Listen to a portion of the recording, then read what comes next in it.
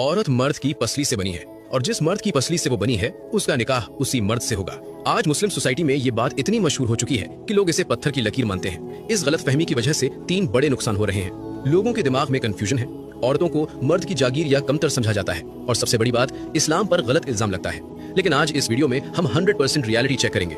हम अपनी तरफ से कुछ नहीं बोलेंगे बल्कि कुरान और सही हदीस के सबूत आपके सामने रखेंगे ताकि आज के बाद इस टॉपिक पर कोई डाउट बाकी ना रहे। इस्लाम की बुनियाद कुरान है, तो सबसे पहले देखते हैं कि अल्लाह क्या फरमाता है।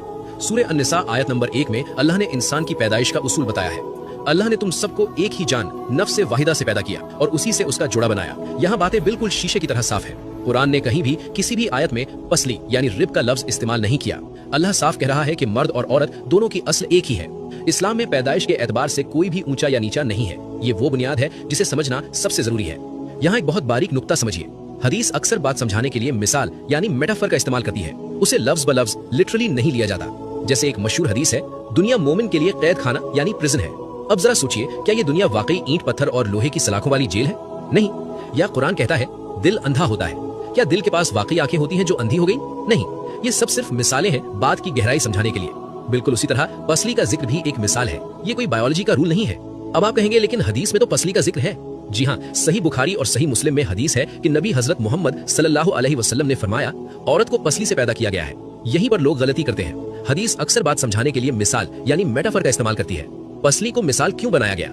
यहाँ एक और बात समझना बहुत जरूरी है क्योंकि लोग अक्सर कंफ्यूज हो जाते हैं। याद रखिए, पसली और रीढ़ की हड्डी में जमीन आसमान का फर्क है। पसली आपकी कमर में पीछे नहीं होती बल्कि सीने में आगे की तरफ होती है। अल्लाह ने पसली को रीढ़ की हड्डी नहीं बनाया जो बोझ उठाए, ना ही पैर की हड्डी बनाया। उसने सीने की हड्डी चुना, वही जगह जहाँ दिल यानी हार्ट धड़कता है, ताकि औरत हमेशा मर्द के दिल के करीब रहे। ये फर्क समझना बहुत जरूरी है। पसली हमारे सीने में दिल और फेफड़ों की हिफाजत करती है। पसली सीधी नहीं होती, वो कर्व्ड मुड़ी हुई होती है। अगर आप पसली को हथौड़े से सीधा करेंगे तो वो टूट जाएगी। नबी सल्लल्लाहु अलैहि वसल्लम यही समझा रहे थे कि औरत की फितरत नाजुक और जज्बाती होती है। वो दिल की हिफाजत करने वाली है। उसे जबरदस्ती सीधा करने की कोशिश मत करो। इस हदीस का मकसद ये बताना नहीं था कि औरत हड्डी से बनी है, बल्कि इसका मकसद मर्दों को वार्निंग देना था। हदीस के अल्फाज है, अगर तुम उसे जबरदस्ती सीधा करने की कोशिश करोगे तो तुम उसे तोड़ दोगे। और हदीस में आगे आता है कि उसका टूटना तलाक है। ये बायोलॉजी नहीं, ये रिलेशनशिप साइकोलॉजी है। रसूल सल्लल्लाहु अलैहि वसल्लम कह रहे हैं कि औरत के इमोशंस और उसकी फितरत को कंट्रोल मत करो, उसके साथ नरमी से पेश आओ। अगर तुम उसे अपनी तरह सख्त बनाना चाहोगे तो रिश्ता टूट जाएगा। और आखिर में वो निकाह वाली बात कि निकाह उसी से होगा जिसकी पसली है, ये बात सरासर गलत है। इस्लाम में निकाह तकदीर और पसंद का मामला है, हड्डियों के जुड़ने का नहीं। तो खुलासा ये है, कुरान कहता है मर्द औरत एक जान से बने हैं। हदीस में पसली सिर्फ एक मिसाल है। औरत को कमतर समझना बंद करें। इस्लाम औरत की इज्जत और हिफाजत सिखाता है।